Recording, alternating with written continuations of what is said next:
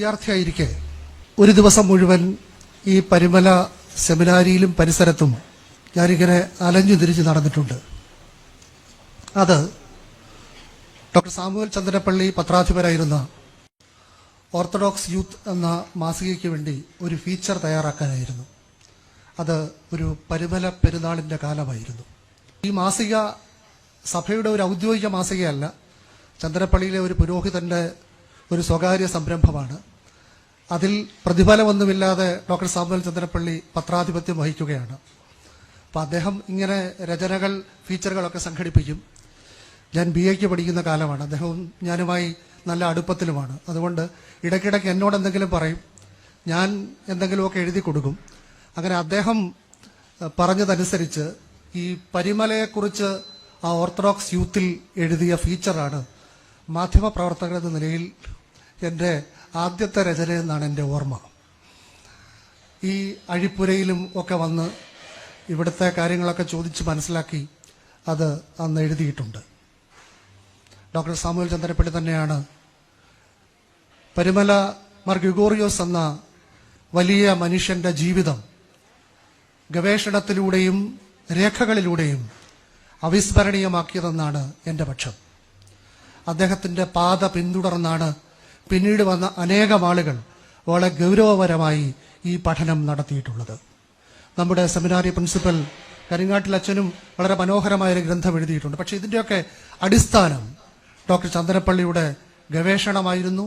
നേരിട്ട് അദ്ദേഹം മനസ്സിലാക്കി എഴുതിയ ആധികാരിക പഠനങ്ങളും ഗ്രന്ഥങ്ങളുമായിരുന്നു. പക്ഷെ അദ്ദേഹത്തെ പോലെയുള്ളവരെ നാം എത്രത്തോളം സ്മരിക്കുന്നുണ്ട് ഇപ്പോഴെന്നത് മറ്റൊരു കാര്യം, അതവിടെ നിൽക്കട്ടെ. പക്ഷേ ഇവിടെ നിൽക്കുമ്പോൾ എനിക്ക് ഡോക്ടർ സാമുവൽ ചന്ദ്രപ്പള്ളിയെയും അദ്ദേഹത്തിൻ്റെ രചനകളെയും വിസ്മരിക്കാനാവില്ല.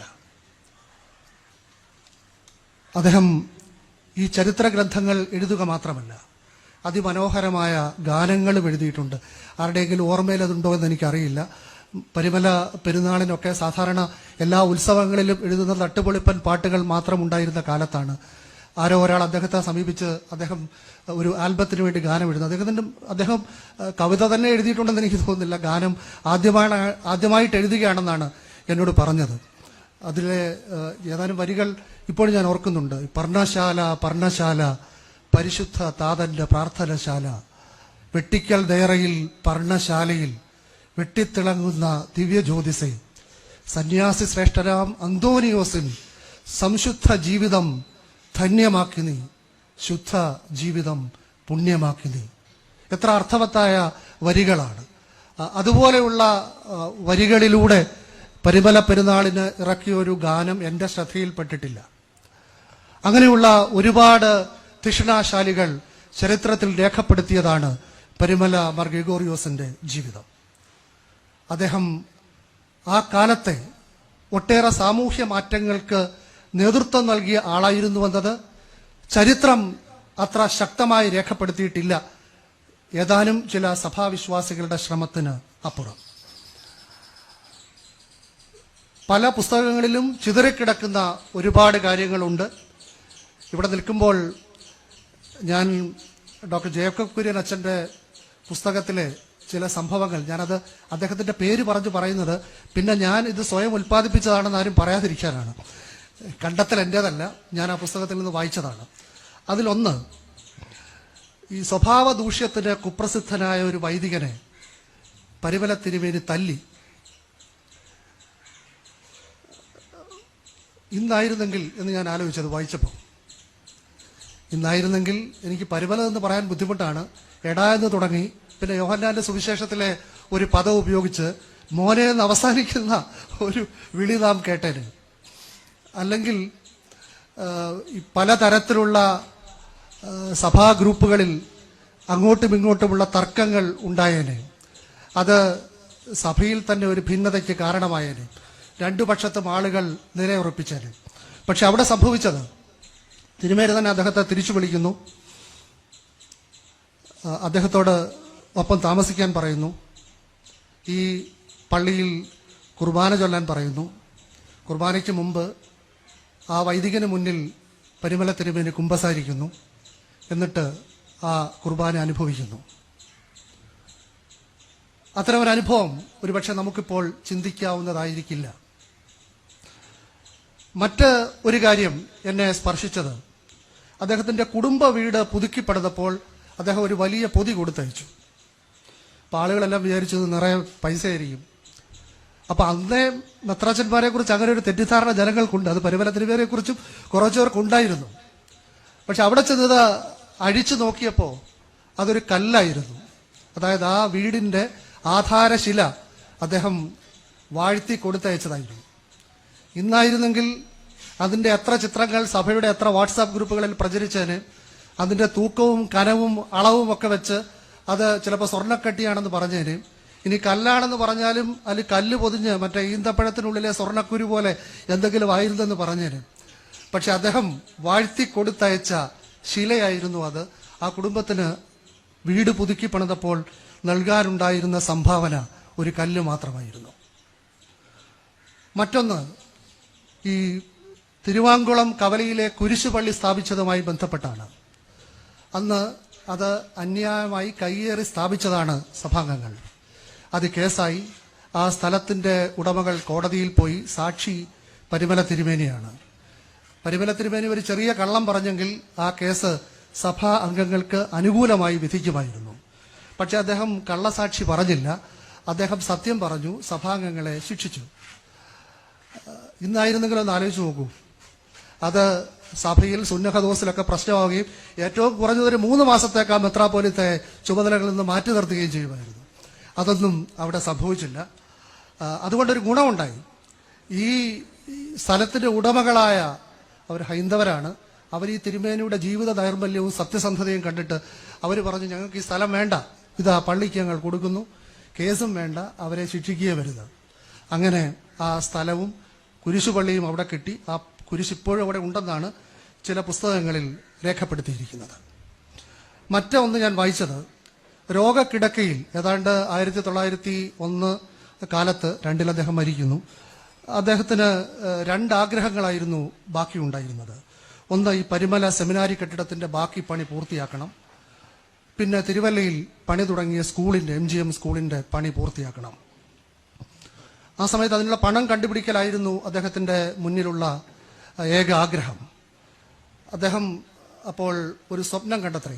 അദ്ദേഹം പറഞ്ഞതാണ് കൂടെയുള്ള വൈദികരോട്, ഈ പള്ളിയുടെ മദ്ബഹയുടെ വടക്ക് ഭാഗത്തൊരു നിക്ഷേപമുണ്ട്, അതുകൊണ്ട് ഈ ചെലവുകളൊക്കെ നടക്കുമെന്ന്. അപ്പൊ അന്ന് വട്ടശ്ശേരിൽ മൽപ്പാനോട് പറഞ്ഞപ്പോൾ അദ്ദേഹം പറഞ്ഞതൊക്കെ വെറും തോന്നലാണ്, ഒരു കാര്യമില്ല എന്ന് പറഞ്ഞു. അധികം വൈകാതെ തിരുമേനി മരിച്ചു. ആ ഭാഗത്ത് അദ്ദേഹത്തിന്റെ ഖബറുണ്ടായി. ആ ഖബറിലേക്ക് ആയിരങ്ങൾ, പതിനായിരങ്ങൾ, ലക്ഷങ്ങൾ വന്നു തുടങ്ങി. അവരുടെ നേർച്ചപ്പണം അവിടെ കുമിഞ്ഞുകൂടി. അതുകൊണ്ട് സെമിനാരി കെട്ടിടത്തിന്റെ ബാക്കി ഭാഗവും സെന്റ് മേരീസ് തിരുവല്ലയിലെ MGM സ്കൂളും പൂർത്തിയാക്കി. പിന്നെ എന്തൊക്കെ പൂർത്തിയാക്കിയെന്ന് എനിക്കറിയില്ല, ബാക്കിയുള്ളവർക്കെല്ലാം അറിയാമായിരിക്കും. പക്ഷേ അദ്ദേഹം ചൂണ്ടിക്കാണിച്ച ആ നിധിയുടെ സൂക്ഷിപ്പുകാർ വളരെ ശ്രദ്ധിക്കണമെന്നാണ് എനിക്ക് പറയാനുള്ളത്. അത് പരിമല തിരുമേനി ദർശനത്തിലൂടെ കണ്ടെത്തിയ നിധിയാണ്.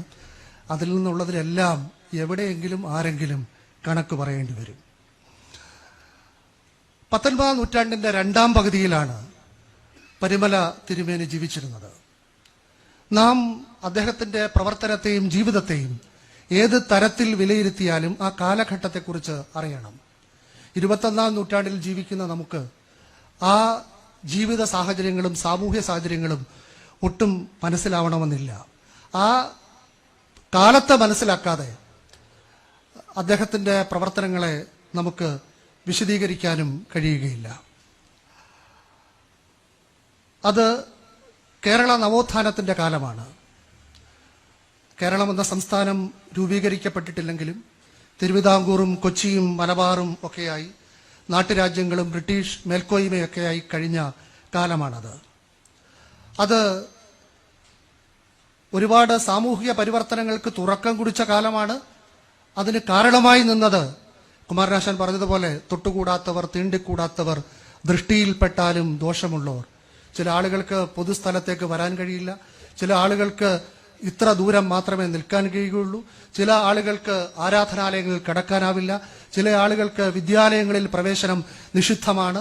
അങ്ങനെ മനുഷ്യരോട് എങ്ങനെ ഇന്ന് നാം പെരുമാറുന്നുവോ അതിനൊക്കെ വിരുദ്ധമായ ഒരു പെരുമാറ്റം ഉണ്ടായിരുന്ന, അത് ശരിയെന്ന് ആളുകൾ വിശ്വസിച്ചിരുന്ന ഒരു കാലം. ആ കാലത്താണ് പരിമല തിരുമേനിയും ജീവിച്ചിരുന്നത്.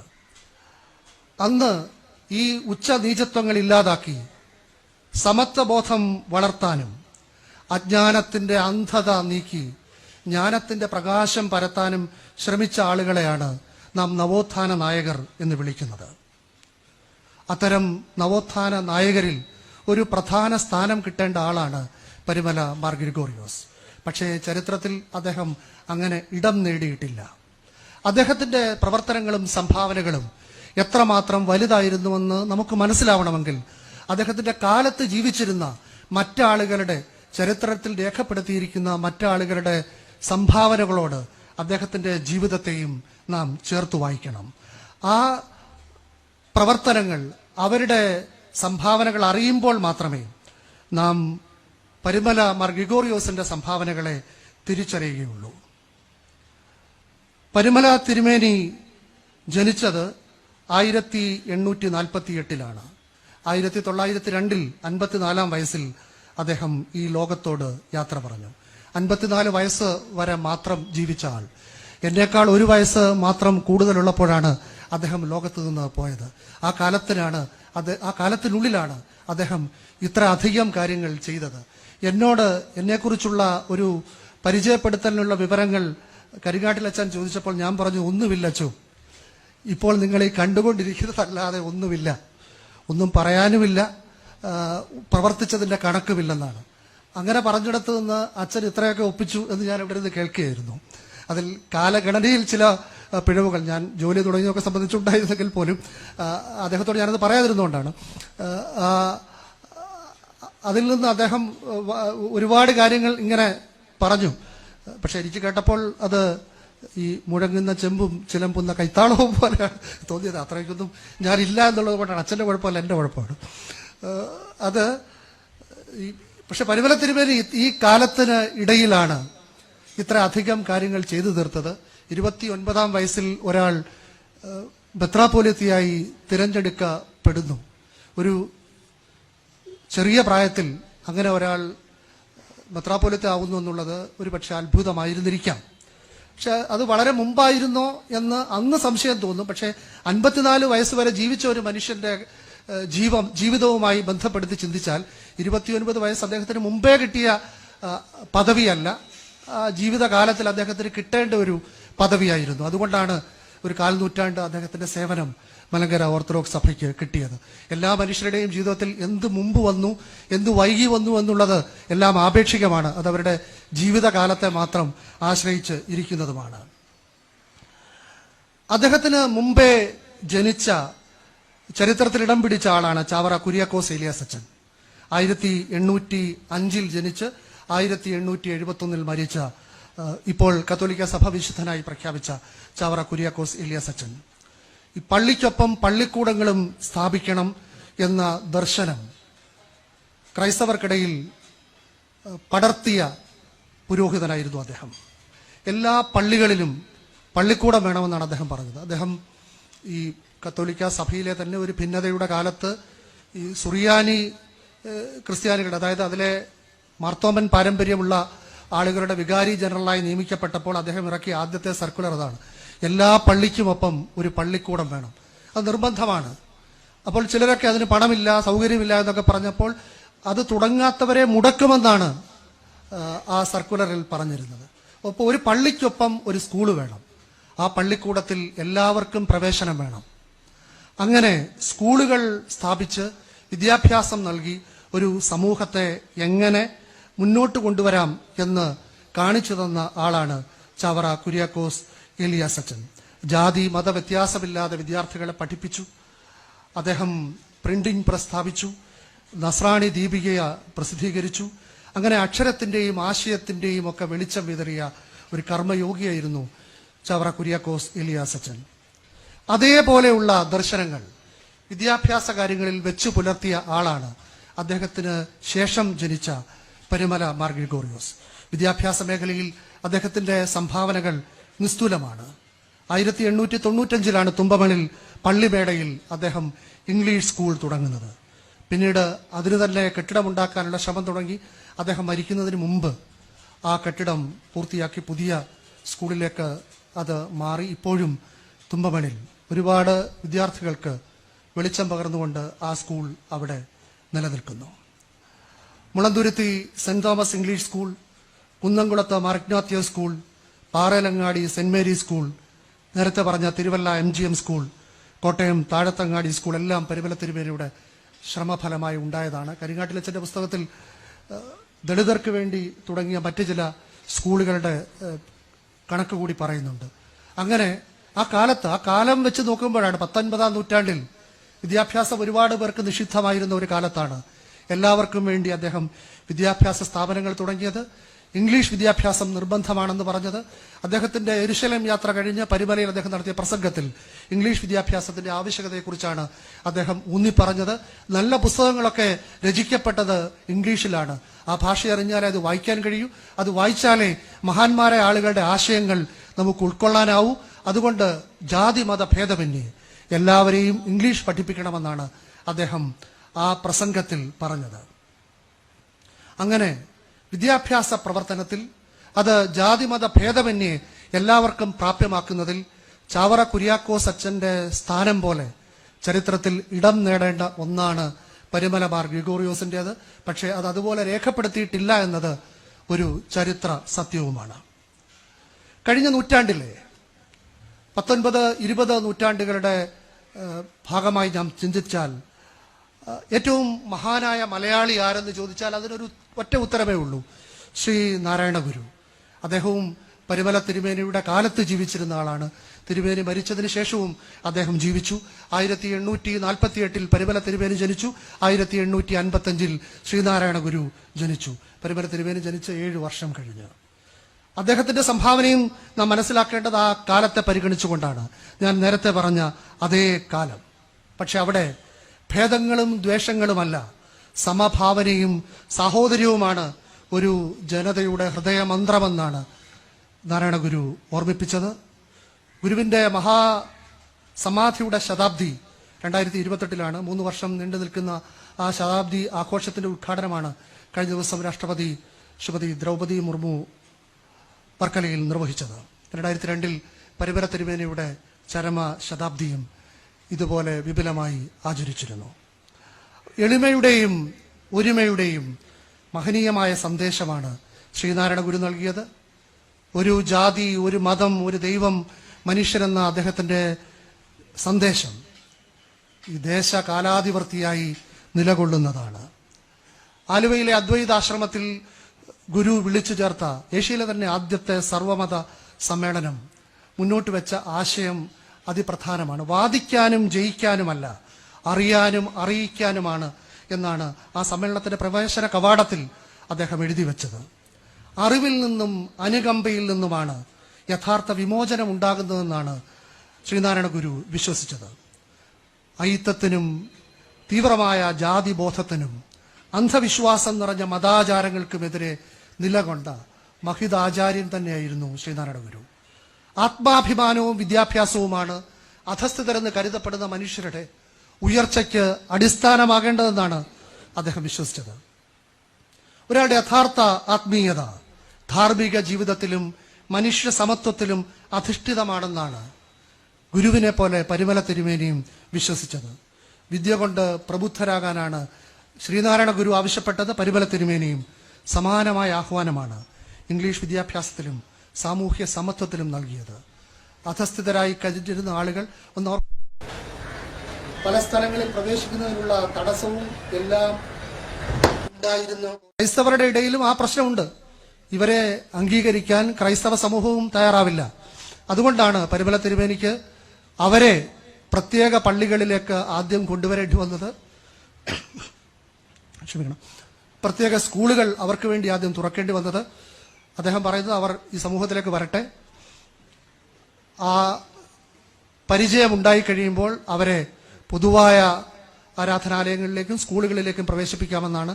അന്നത്തെ സാമൂഹിക അവസ്ഥയിൽ അതുമാത്രമേ സാധ്യമാകുമായിരുന്നുള്ളൂ. അത് അദ്ദേഹം പ്രാവർത്തികമാക്കുകയും ചെയ്തു.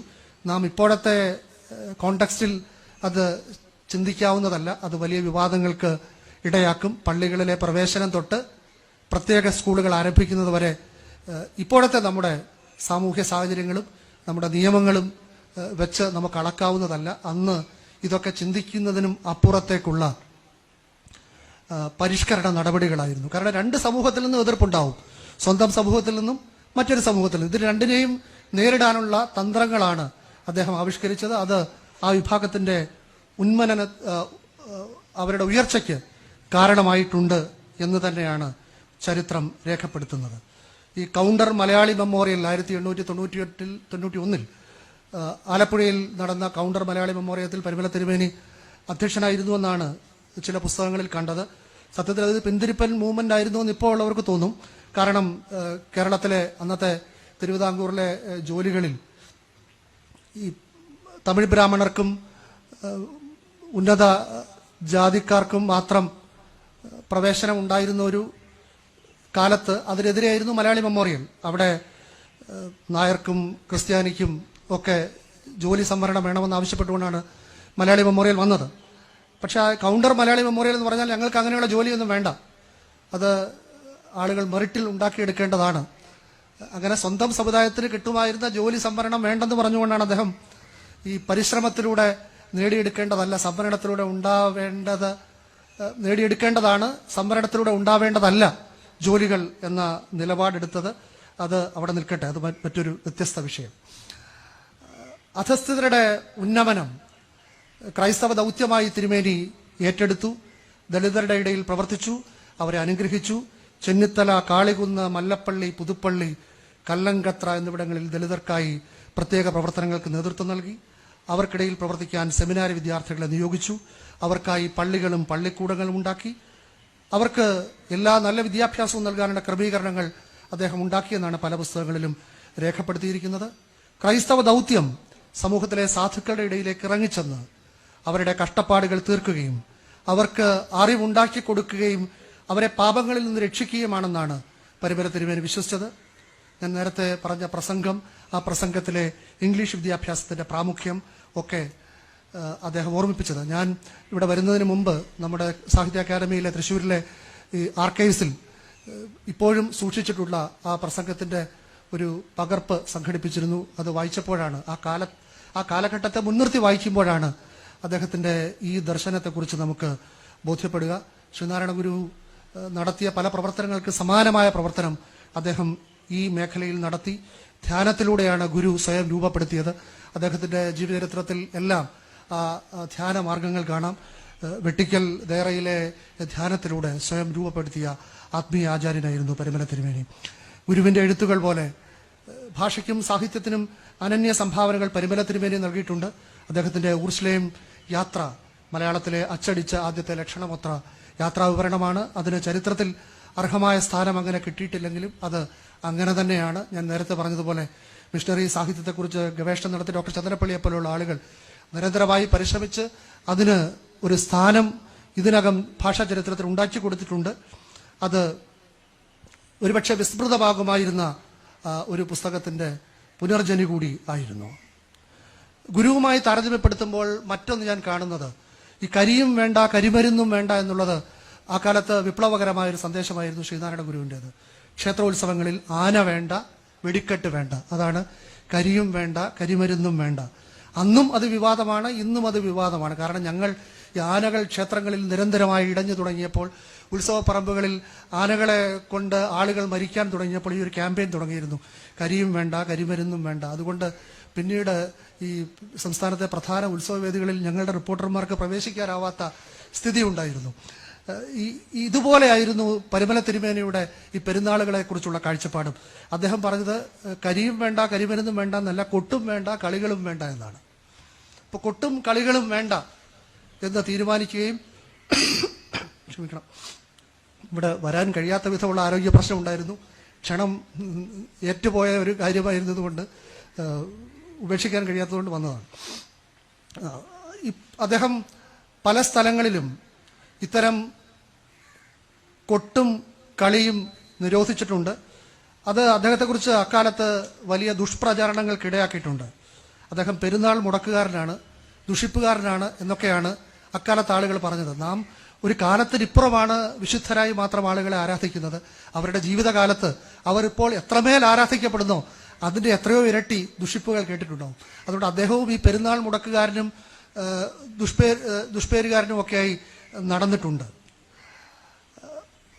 ഒടുവിൽ അദ്ദേഹം ഈ നമ്മുടെ പുതുപ്പള്ളി പെരുന്നാൾ മുടക്കി എന്ന ആക്ഷേപവും കേട്ടു. അതിന് അദ്ദേഹം ഒരു വിശദീകരണം കൊടുത്തിരുന്നു. സ്വന്തം കുടുംബത്തിന് അതൊരു സ്വകാര്യ കൽപ്പനയായി ഉണ്ട്, ഞാനത് മുടക്കിയതല്ല, അതിൻ്റെ കാരണം മറ്റു പലതുമാണ്. ഞാൻ ആ ദിവസം തിരുവല്ലയിലായിരുന്നു. അവിടുത്തെ കൊട്ടും കളിയും ഞാൻ നിരോധിച്ചിട്ടുണ്ട്. പുതുപ്പള്ളിയിലേത് പാത്രിയർക്കീസ് ബാവയുടെ മുമ്പേ ഉണ്ടായിരുന്ന ഒരു കൽപ്പനയുടെ ഭാഗമായി നിയന്ത്രിക്കപ്പെട്ടതാണ് എന്ന്. അങ്ങനെ ഈ പെരുന്നാളുകളെ അല്ല അദ്ദേഹം എതിർത്തത്, പക്ഷെ അതിലുള്ള അനാവശ്യമായ ആചാരങ്ങളെയാണ്. അതുകൊണ്ട് കരിയും വേണ്ട കരിമരുന്നും വേണ്ട എന്ന് ഗുരു പറയുന്നതിന് മുമ്പേ കൊട്ടും വേണ്ട കളിയും വേണ്ട എന്ന് പരിമല തിരുമേനി പറഞ്ഞിരുന്നു. പരിമല പെരുന്നാളിൽ ഇപ്പോൾ കൊട്ടും കളിയും ഉണ്ടോ എന്നെനിക്കറിയില്ല. ഉണ്ടെങ്കിൽ അത് നിരോധിക്കേണ്ടതാണ്.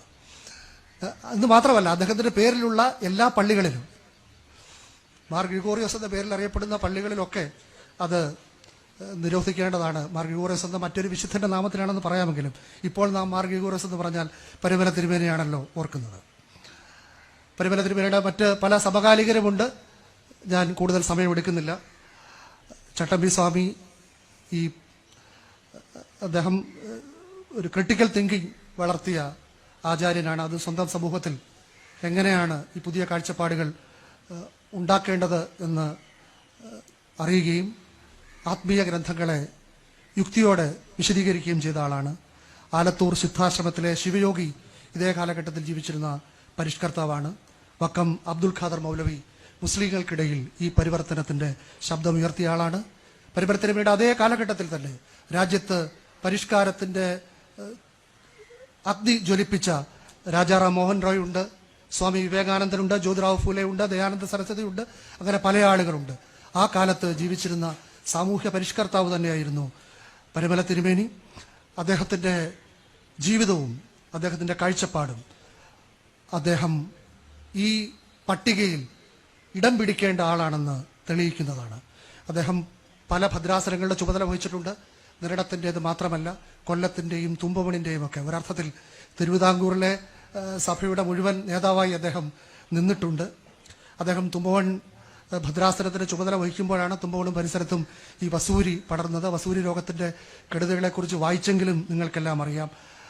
വസൂരി വന്ന ആളിനെ പുറത്ത് കളയുകയാണ് ചെയ്യുന്നത്. പക്ഷേ ആ ആളുകളുടെ അടുത്തേക്ക് ചെല്ലുകയായിരുന്നു അദ്ദേഹം ചെയ്തത്. അവരെ ശുശ്രൂഷിക്കാനുള്ള ധൈര്യം കാണിച്ച ആളാണ്. അതൊക്കെ ഹൃദയങ്ങൾ പറയുന്നു പരിമല മതി എന്ന പരസ്യവാചകത്തിൽ ചെയ്തതല്ല, അദ്ദേഹത്തിന്റെ ജീവിതം സമർപ്പിച്ച് ചെയ്തതാണ്. പരിമല തിരുമേനിയുടെ പേരിൽ സഭയ്ക്കകത്തും പുറത്തും നിരവധി സ്ഥാപനങ്ങളുണ്ട്, സ്കൂളുകളുണ്ട്, ആതുരാലയങ്ങളുണ്ട്. സഭ നടത്തുന്നത് മാത്രമല്ല, വ്യക്തികൾ നടത്തുന്നതുണ്ട്. അവയൊക്കെ നടത്തുന്നവർ അദ്ദേഹത്തിന്റെ ഞാൻ ഈ പറഞ്ഞ ജീവിത ദർശനങ്ങൾ ഉൾക്കൊള്ളുന്നുണ്ടോ എന്ന് സ്വയം ചോദിക്കേണ്ടതാണ്. കാരണം അദ്ദേഹത്തെ പോലെ ഒരു വിശുദ്ധന്റെ നാമം ആർക്കും വൃഥ ഉപയോഗിക്കാനുള്ളതല്ല. അതുകൊണ്ട് ഒന്നുകിൽ നിങ്ങൾ ആ പേര് ഉപേക്ഷിക്കണം, അല്ലെങ്കിൽ ഏറ്റവും കുറഞ്ഞത് ഒരു സ്ഥാപനം നടത്തുമ്പോൾ വരവും ചെലവും ഒത്തുപോകണമെന്നറിയാം, പക്ഷേ അമിത കച്ചവടത്തിനായി അത് ഉപയോഗിക്കരുത്. അത് പള്ളിയാണെങ്കിലും പള്ളിക്കൂടമാണെങ്കിലും ആശുപത്രിയാണെങ്കിലും ആ പേരെവിടെ ഉപയോഗിക്കുന്നോ അതിന്റെ മൂല്യം ഉയർത്താനുള്ള ബാധ്യത നമുക്കുണ്ട്. അല്ലെങ്കിൽ ഞാൻ നേരത്തെ ആ കബറിന്റെ സ്ഥാനത്തെ നിധിയുടെ കാര്യം പറഞ്ഞതുപോലെ കണക്ക് ബോധിപ്പിക്കേണ്ടി വരും. ചാവറയച്ചന്റെ ചരമശതാബ്ദി ആചരിക്കുമ്പോൾ ഡോക്ടർ സുകുമാർ അഴീക്കോട് പറഞ്ഞ ഒരു കാര്യം ഓർമ്മിപ്പിച്ചുകൊണ്ട് അവസാനിപ്പിക്കാം. 19-ാം നൂറ്റാണ്ടിൽ ജീവിച്ചിരുന്ന ഒരാൾ 20-ാം നൂറ്റാണ്ടിലും ആദരവോടെ അനുസ്മരിക്കപ്പെടണമെങ്കിൽ ആ മനുഷ്യൻ 19-ാം നൂറ്റാണ്ടിൽ ജീവിച്ചിരുന്നു കൊണ്ട് തന്നെ 20-ാം നൂറ്റാണ്ടും 21-ാം നൂറ്റാണ്ടും സൃഷ്ടിച്ച ആൾ ആയിരുന്നിരിക്കണം. അങ്ങനെയുള്ളവരെയാണ് നാം യുഗസൃഷ്ടാക്കൾ എന്ന് വിളിക്കുക. പരിമല തിരുമേനിയെക്കുറിച്ചും ഇത് നിസ്സംശയം നമുക്ക് പറയാൻ കഴിയും. പരിമല ദ്വീപിൽ മാർ ഗ്രിഗോറിയോസ് തിരുമേനി ഉയർത്തിയ ആത്മീയതയുടെ അഗ്നിജ്വാല ജീവിച്ചിരുന്ന കാലത്തെ മാത്രമല്ല, പിന്നീട് വന്ന കാലത്തെയും ദീപ്തമാക്കി. അങ്ങനെ 19-ാം നൂറ്റാണ്ടിൽ സഭയ്ക്കും സമൂഹത്തിനും വെളിച്ചം പകർന്ന പരുമലമാർ ഗ്രിഗോറിയോസ് 21ാം നൂറ്റാണ്ടിൽ ജീവിക്കുന്ന നമുക്കും ഊർജം പകരുന്ന സൂര്യ തേജസ്സായി നിലനിൽക്കുന്നു. നമസ്കാരം.